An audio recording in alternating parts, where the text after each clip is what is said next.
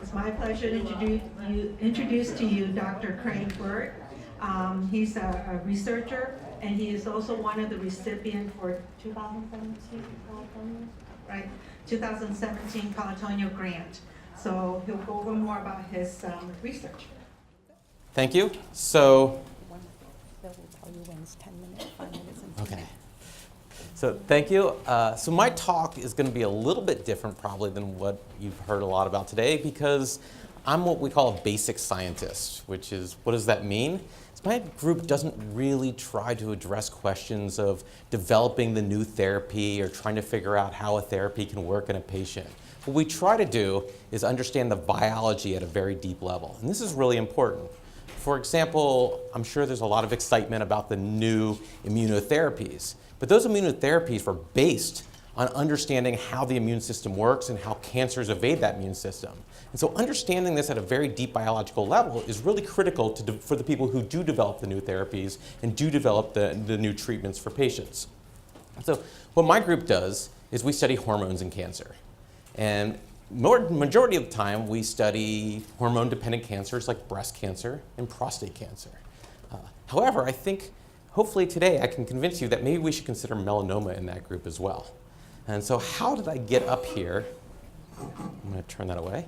How did I get up here talking about melanoma to you? And it really started with a very simple observation, and that is men get melanoma more than women. And this is just a curve where you have the number of people per 100,000 who get melanoma, and the dotted line represents men, and the solid pinkish line represents women. And so we know that men get melanoma more than women. But what's actually also true is that men are more likely to die of their disease than women.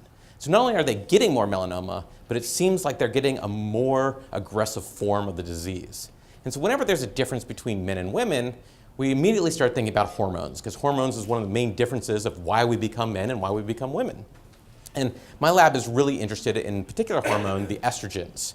And so what are estrogens? These are steroid hormones in our body. Now when people hear steroids, they initially think of athletes bulking up so they can hit home runs, but that's actually just one class of steroids. Steroids is a group of compounds, and they all have this like structure of these what we call ring structures. And so on the top here, we have the male sex hormones. These are things like testosterone. We call these androgens. And these are the anabolic steroids that'll make you strong that athletes like to take because they build muscle. However, these androgens can be converted to estrogens, which are the female sex hormones, by an enzyme we call aromatase. It's not really important that you know that, but there's a class of additional steroids which we call estrogens. Now, both men and women have androgens and estrogens. However, women have ovaries. And what the ovaries do is they have a lot of aromatase. And so they convert a lot of these androgens to estrogens and secrete them in the blood. And so women have a lot more circulating estrogens in their blood than men, until, of course, menopause, when their ovaries start shutting down, and then estrogen levels drop quite precipitously.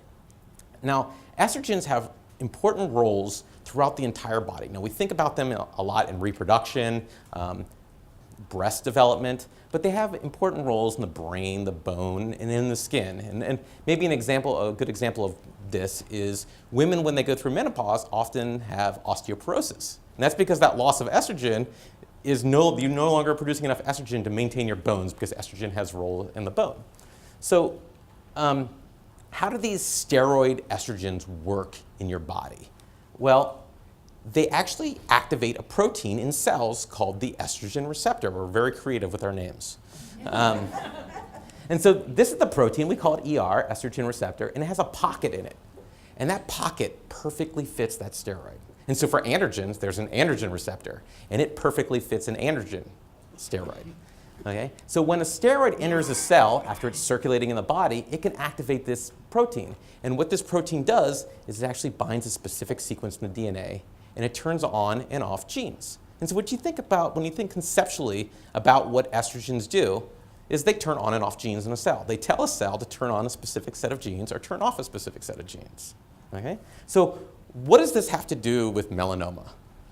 Well, that's something that we're really interested in. And there's a lot of evidence to suggest that there is an important role for these estrogens in melanoma. Before I move on, though, I forgot, that I have to tell you there's a little bit of complexity to this situation, is that humans actually have two different forms of this estrogen receptor. We call them an alpha and a beta. And what we know from other cancers is that alpha typically promotes cancer. So alpha's bad. So if you talk about people with breast cancer and they say they're estrogen receptor positive breast cancer, what they're looking for is estrogen receptor alpha, and that's a bad thing. And you can target that through treatment to inhibit the estrogen receptor and help the cancer patient. However, estrogen receptor beta in multiple cancers has been shown to be a good thing. It kind of opposes the action of estrogen receptor alpha. And so having estrogen receptor beta can possibly be a good thing because it can actually tell tumors to stop growing. Okay, so what do we know about melanomas and estrogen? So first of all, we know that melanocytes, which is what the cell that turns into the melanoma is, first of all, their role in the skin is to protect against UV radiation by creating a pigment. And so here you have this melanocyte in your skin. And what we know about melanocytes is that they express only ER beta. They do not express ER alpha. So they have the good estrogen receptor in them. Okay? And we know that these cells will actually respond to estrogen because we can look at situations where estrogen changes. And one of these is pregnancy. So here's a chart of a woman's pregnancy. So weeks is on the y-axis. So as you go through pregnancy until they give birth, and this is the amount of estrogen. The blue line is estrogen. And so throughout pregnancy, the estrogen levels in a woman get higher and higher and higher until they give birth, and it drops immediately right back down to where it was before. And when we look at women during pregnancy, their moles grow darker and they actually become thicker, suggesting that these moles and the melanocytes are actually responding to the increased estrogen. This is also true for other situations where women are getting estrogen therapies, people who are trying to deal with osteoporosis or are on hormone treatment for contraception. So it suggests that these melanocytes are responding to estrogen. In addition, melanomas that are diagnosed during pregnancy have a tendency to be thicker, suggesting again that these melanomas are responding to the estrogen. Interestingly, despite them being thicker, there's no worse prognosis if they're diagnosed during pregnancy or not. So it's not necessarily a bad thing that they're responding to estrogen. Okay, so what about in melanoma? So I already told you that men are more susceptible to the disease than women. But also, when we look at that ER beta protein in melanomas, we know there's a couple of what we call correlations that appear. First, that when you look at the melanoma, they express less of that ER beta protein than the normal melanocytes around it. So when they take out the melanoma, they can look to see how much ER beta is in that melanoma, and then they can look at the surrounding normal melanocytes around it, and it seems to have lost some of that ER beta. In addition, in a clinical measure, what we call Breslow depth, so the depth of how far the melanoma has gone into the skin, we know is that these melanomas have less ER beta than these melanomas. Again, suggesting that as the disease progresses, it's turning off the expression of that protein of estrogen receptor beta. And finally, we see a similar correlation for ER beta expression in lymph node metastasis. So tumors that have metastasized to the lymph nodes express less ER beta than people who have melanomas that have not. Again, all of these suggest that ER beta is actually helping the melanomas be in an earlier stage than in a later stage. And it may be protective for people with the disease. So a lot of these correlations had been recognized long ago, and in fact, they decided maybe we can treat melanomas with hormone therapy. And so a number of clinical trials started to try to treat melanoma with a drug called tamoxifen. So tamoxifen is the classic hormone therapy for breast cancer. Okay? And what it does is it can either turn on or turn off the estrogen receptor depending on the cell. So this is a great therapy for breast cancer because in the breast cells, tamoxifen turns off the estrogen receptor. And we talked about that estrogen receptor alpha being in the breast. And so you're turning off that estrogen receptor alpha in the breast. But in other tissues, this tamoxifen actually turns on the estrogen receptor, such as the uterus and the bone. So you can treat these patients with breast cancer with tamoxifen. It turns off the estrogen receptor in the breast cancer, but it doesn't cause things like osteoporosis by turning off the estrogen receptor in the bone. It actually promotes bone growth. So this is why it's so great. No one has any idea what it does in the skin. Okay? So immediately, using tamoxifen for melanoma treatment has some questionable possibilities. Also, these studies used advanced disease. And what I just showed you on the last slide is that as the disease progresses, it tends to turn off estrogen receptor beta. And so if they're only looking at the patients who've already failed every therapy and are in really advanced disease, they might be targeting all the patients who've already lost their expression of ER beta, and so the estrogen therapy might not do anything at that point. However, all these therapies actually came up with pretty mixed results. In some of the studies, it actually did show some success, and in other studies, it showed no benefit. And so I think what we learned from this is that maybe we're not testing this properly. And so hopefully what we can do is better understand what estrogen is doing in melanomas so that we can design these therapies better for the people who are running these therapies. And that's really where my research takes place. And so what can we do to better understand what estrogen is doing in melanoma? And one of the ways we can do this is first test. All I showed you was correlations. It doesn't tell you that ER beta is actually doing anything. And so the way that we can test this is use a system where we can do things, everything is the same except where ER beta is expressed. And to do that, we use genetically engineered mouse models. And so what this is we can go into the mice and manipulate their genome. And a collaborator, who's also my wife, who studies melanoma exclusively, developed a model where she mutated this gene NRAS. And NRAS is mutated in 15 to 30% of all melanomas. So it's often mutated, and what's interesting is it's always mutated in the exact same spot in the gene. So this makes it really easy, because we can go into the mouse genome and mutate that exact same spot, right?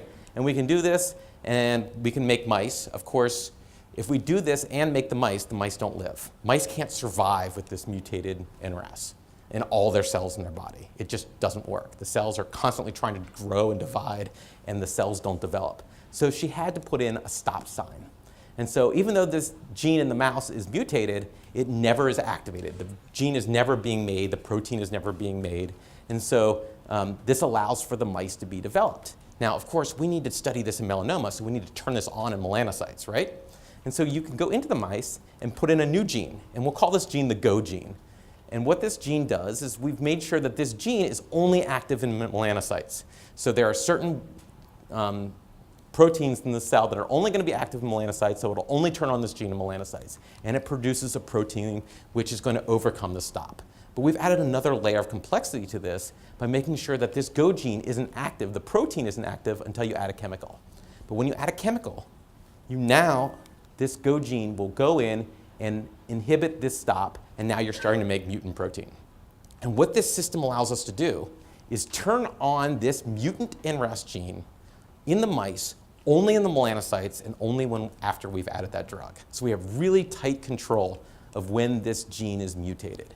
And so what happens when we do this? These mice get melanoma, okay? So this is what we call a Kaplan-Meier curve. And what you're measuring here is how old the mice is by how many mice don't have cancer. So at 0 weeks of age, when they're born, 100% of the mice don't have cancer. But as they get older, more and more and more mice eventually get cancer until they all have melanoma. And what we really look at is how long does it take for half the mice to get melanoma? And so when you think about 50%, it's about right here. That's around 26 weeks. So at 26 weeks, half of these mice will have melanoma. What makes this model really great is that it's very similar to human disease. I already told you that NRAS is mutated in 15 to 30% of patients, but we also know that melanoma is really sensitive to UV radiation.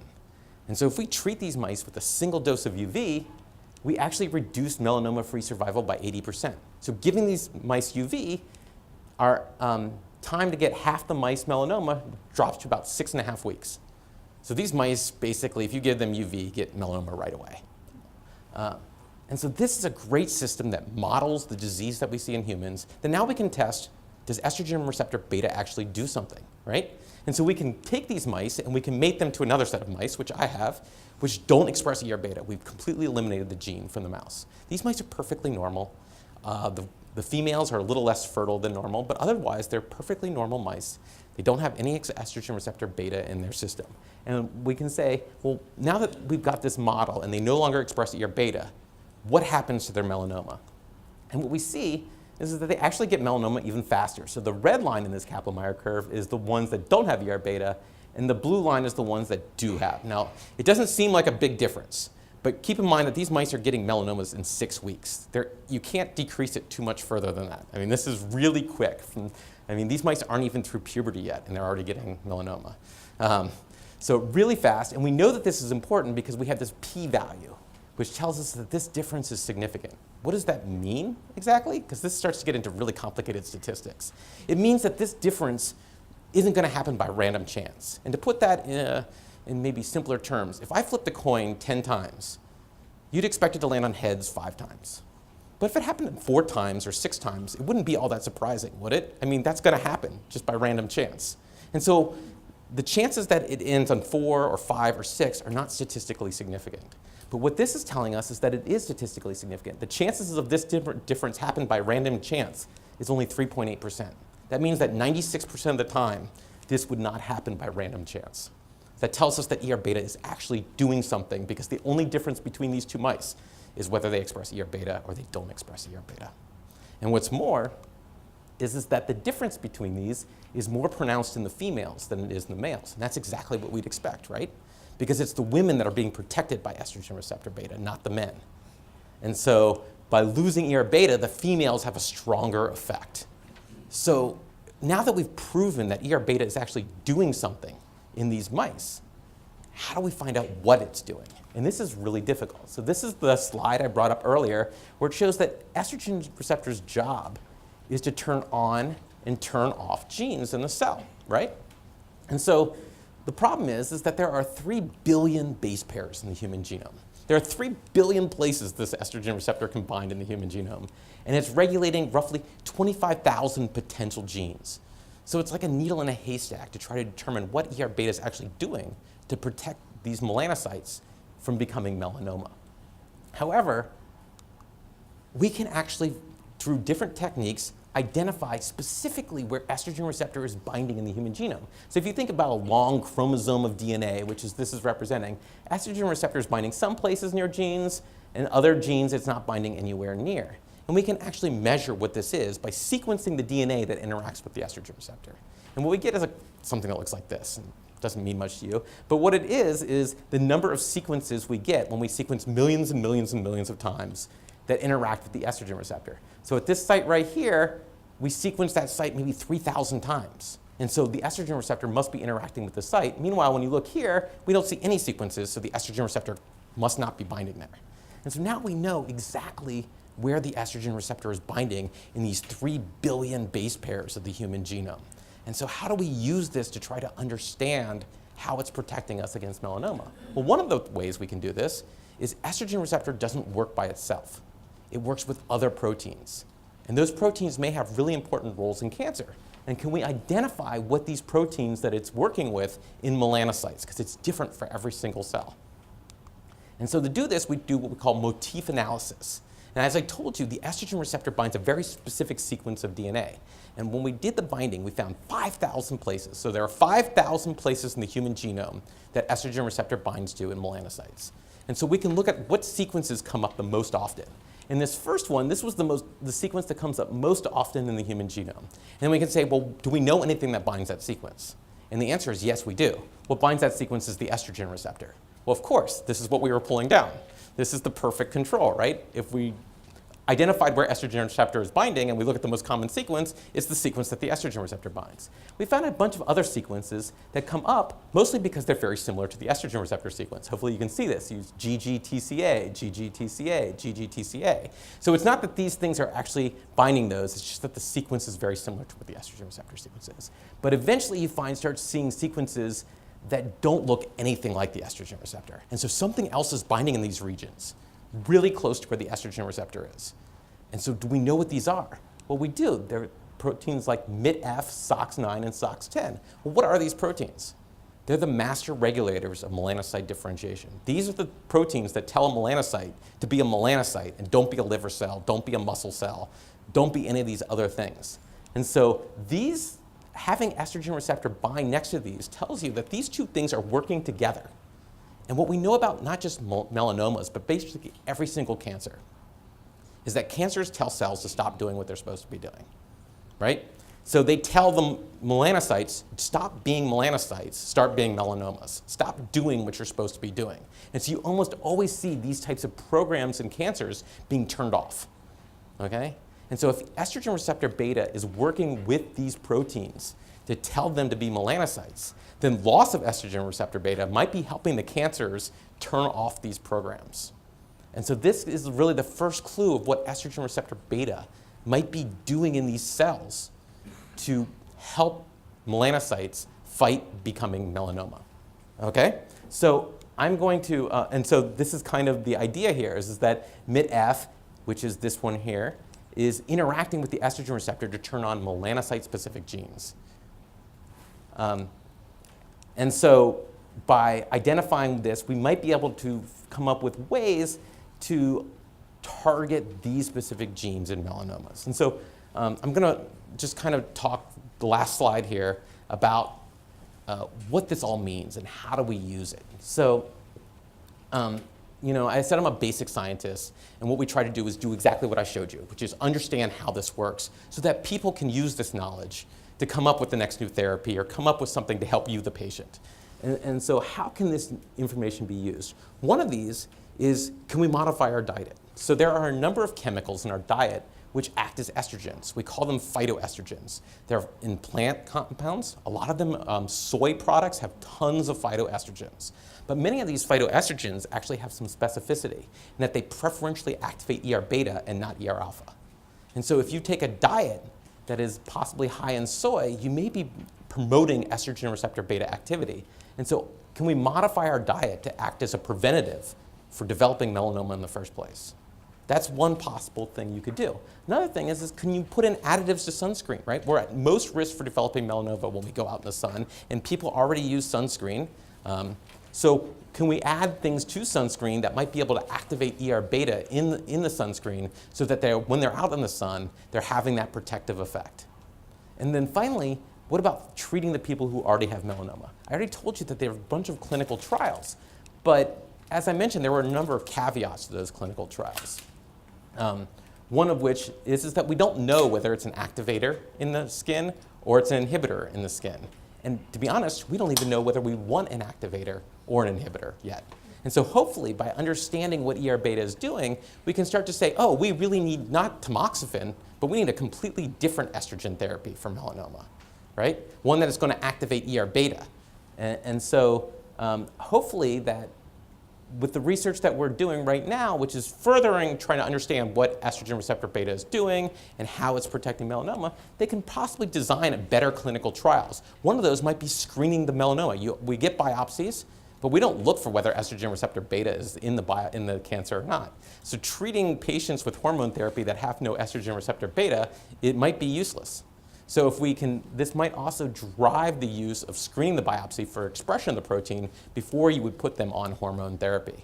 And so these are the types of things that I think that my research can help the clinicians and the people who do clinical trials, help them run a better clinical trial so we can get more information out of it. Okay, so with that, I'm going to finish. I'm going to thank the people who actually do the work, because I don't actually do the experiments. I have this lab. As you can see, it's highly estrogenic. And so these are the people who actually do the experiments, and they get the data that I talk about and I write about. And then, of course, this whole project was funded by Pelotonia. It was kind of a shot in the dark. As I said, my collaborator who developed that mouse model was my wife. And this was like dinner conversation about why men get melanoma more than women, and is estrogen important? And we decided to write this grant to Pelotonia, like we have this idea.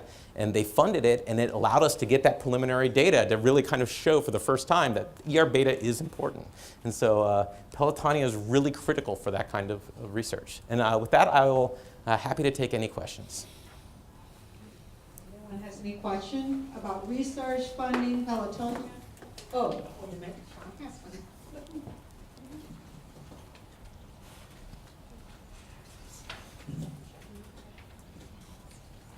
So, is there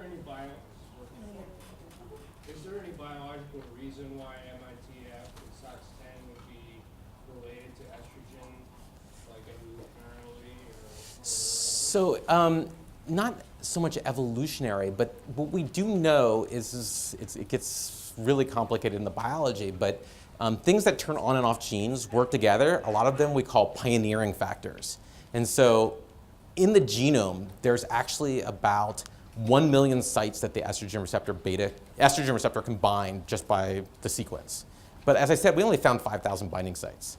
And so those sequences have to be set up to tell where to bind in a specific cell. And so when we look at melanocytes, it's going to bind a completely different 5,000 sequence than if we look in a completely different cell type. And the cells control that. And one of the ways it controls it is by having other proteins come in and kind of label that site as being active. And so it could be that MIT-F is labeling that site to be active for ER beta, and that's why ER beta is doing this in melanocytes, or it could be vice versa. ER beta is letting MIT-F do its job at its site. And if you lose either one, you've lost the entire pathway to let these things turn on what they're supposed to in melanocytes, if that makes sense. I know it's kind of complicated. Well, so there's no known reason why they're interlinked? No known reason, yeah. So, and this is true for a number of these proteins, is that they just seem to work together. And if you look in a completely different cell type, you would see estrogen receptor bind a bunch of sites, and it would be a completely different subset of proteins that it's binding next to. And that's because those proteins are really important in the breast or the liver or whatever cell type you're looking at. Just sorry, can I ask this? Yep. Does testosterone overproduction or certain types of testosterone production lead to estrogen beta? Is that estrogen alpha? So, yeah, that's a really good question because the androgens are what converted to the estrogens, right? And so having excess androgens doesn't necessarily lead to having more estrogens in the body. In fact, if you give androgens, you'll start to find that women start to act a little more manly, right? They'll grow muscles, and so it's not so much that having more androgens, but there are a number of people who actually also look at the androgens because there possibly is a role for the androgens in melanoma as well. I mean, I'm talking about estrogen being protective, but theoretically, men have more androgens, right? So is androgen hurtful to melanomas? And there's another set of people who actually look into this as well. So where are you going to go from here with all this? So there's a number of things that we're going to be looking at. First of all is we want to identify which genes are being turned on and turned off, okay? And then we want to conclusively show that estrogen receptor beta is actually causing melanocytes to be melanocytes. We call that differentiation. And so we can look at differentiation, whether melanocytes are moving more towards melanocytes or moving away from becoming melanocytes by turning off ER beta or turning on ER beta. We can look at specifically which genes are being activated. And then finally, we can go into the mouse model and we can treat them with ER beta agonist and see if that helps them. I mean, we showed that loss of ER beta causes them to get melanoma faster. But if we treat them with an ER beta agonist, does it make them get melanoma later? And that's another question we don't know the answer to. But that would get at the point of the last slide is, can we use this kind of biology as a preventative, right? If we activate ER beta, can we prevent melanoma? And so we can address that in the mice.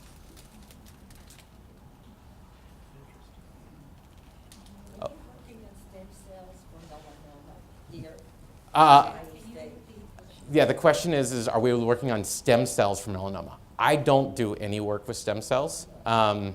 There are people, I mean, stem cells is obviously a big field. There are a number of people working on it. It's just that I don't personally do any of the research on stem cells. I think we have one more. No, I was just going to say, driving in this morning, I just happened to hear that they said that men who are taking baby aspirin, did you hear that this I did not. It was weird. I just caught the tail end of it because I was coming to this. Mm-hmm. It said that men who take baby aspirin, and I forget the percentage, was it like 40%? 50%. Higher rates of melanoma, but it didn't seem to affect women. that That's take- really interesting. And I didn't think too much about it until you. Dr. Petra has something if you want to let her talk about it. Okay, I will let. But I did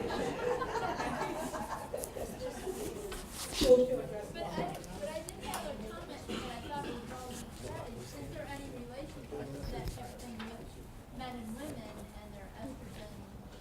Could that be a factor? As far as use of, So one of the things, there are a number of conflicting factors about the difference between men and women. One of the things is men don't like to use sunscreen as much as women. But you can correct for those types of things, and it still shows that men are more susceptible. Also, men are more likely to have a job out in the sun. They're more likely to be construction workers or work in the military. But even if you correct for those factors, they're still more likely to get melanoma. And then also, that doesn't change the fact that once you get melanoma, they're still more likely to die. I mean, comparing a woman with melanoma and a man with melanoma, they both have melanoma, but the man is more likely to die of the disease. Thank you very much, Dr. Burd.